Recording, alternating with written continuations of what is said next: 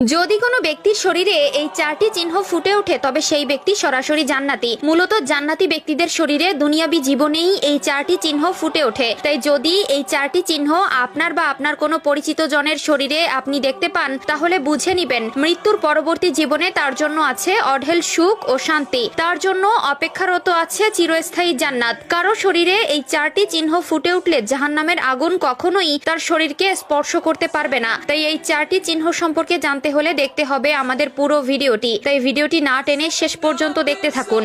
এবং আপনি যদি হযরত মুহাম্মদ সাল্লাল্লাহু আলাইহি ওয়াসাল্লামের উম্মত হতে পেরে নিজেকে ভাগ্যবান মনে করেন অবশ্যই আলহামদুলিল্লাহ কমেন্ট করবেন।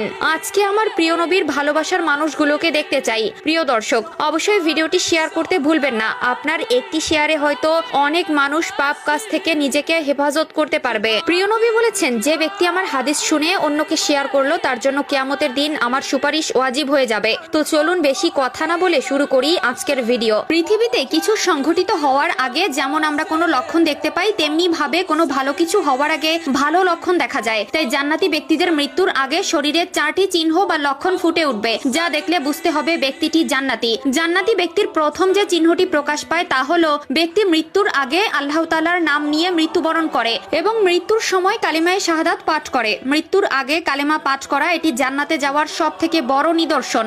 মানুষ মরণশীল, যার জীবন আছে তাকে মরতে হবে। আল্লাহ তাআলা বলেন, প্রত্যেক প্রাণীকেই মৃত্যুর স্বাদ গ্রহণ করতে হবে। যে ব্যক্তি মৃত্যুর সময় কালিমা পড়ে ইন্তেকাল করবে তার জন্য জান্নাত সুনিশ্চিত। এ কারণে রাসূলুল্লাহ সাল্লাল্লাহু আলাইহি ওয়াসাল্লাম মৃত্যু পথযাত্রীকে তাওহীদের কালিমা তালকিন দেওয়ার জন্য বলেছেন। হযরত আবু হুরায়রা রাদিয়াল্লাহু তাআলা আনহু হতে বর্ণিত, তিনি বলেন রাসূলুল্লাহ সাল্লাল্লাহু আলাইহি ওয়াসাল্লাম বলেছেন, তোমরা তোমাদের মৃত্যু পথযাত্রীকে লা ইলাহা ইল্লাল্লাহ তালকিন করাও, কেননা যে ব্যক্তির মৃত্যুর সময় শেষ কথা হবে লা ইলাহা ইল্লাল্লাহ সে জান্নাতে প্রবেশ করবে। দ্বিতীয় যে চিহ্নটি প্রকাশ পায় সেটি হলো মৃত্যুর আগে মুখে হাসি থাকা।